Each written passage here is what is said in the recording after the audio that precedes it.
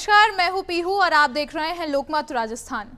युवा नेता नरेश मीणा, जो अपने हालिया थप्पड़ कांड से मशहूर थे, अब फिर से सुर्खियों में आ गए हैं।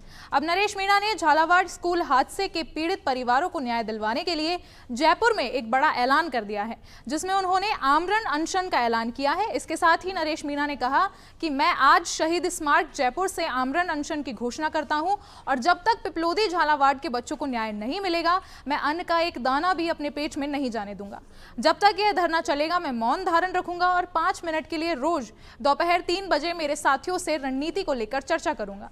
उनके इस बयान ने राजनीतिक गलियारों में तो हलचल मचा ही दी है। दरअसल नरेश मीणा का यह अनशन झालावाड़ पिपलौदी के एक स्कूल हादसे से जुड़ा हुआ है, जिसमें एक सरकारी स्कूल की इमारत की छत के ढहने से दर्दनाक हादसा हुआ था, जिसमें करीब 20 बच्चे घायल हो गए थे और 7 मासूम बच्चों की मौत की पुष्टि की गई थी। इस दर्दनाक हादसे से प्रशासनिक महकमे में हड़कंप मच गया था और आज भी प्रदेश भर के साथ संपूर्ण गांव में रोष है।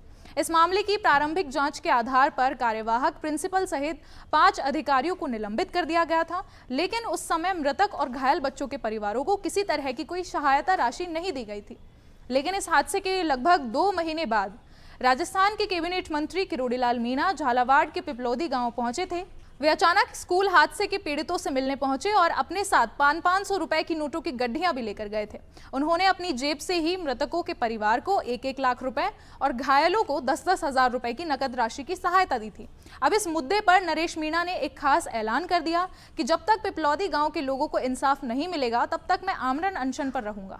मैं आपके सामने घोषणा कर रहा हूं, इसी वक्त घोषणा कर रहा हूं आमरण अनशन की। मैं आमरण अनशन की घोषणा कर रहा हूं। जब तक इन बच्चों को न्याय नहीं मिलेगा, इनकी मांगे पूरी नहीं होगी, मैं अन्न का एक दाना भी अपने पेट में नहीं जाने दूंगा, चाहे उसके लिए मेरे को अपना प्राण भी देने पड़े। मैं दूसरी घोषणा कर रहा हूं।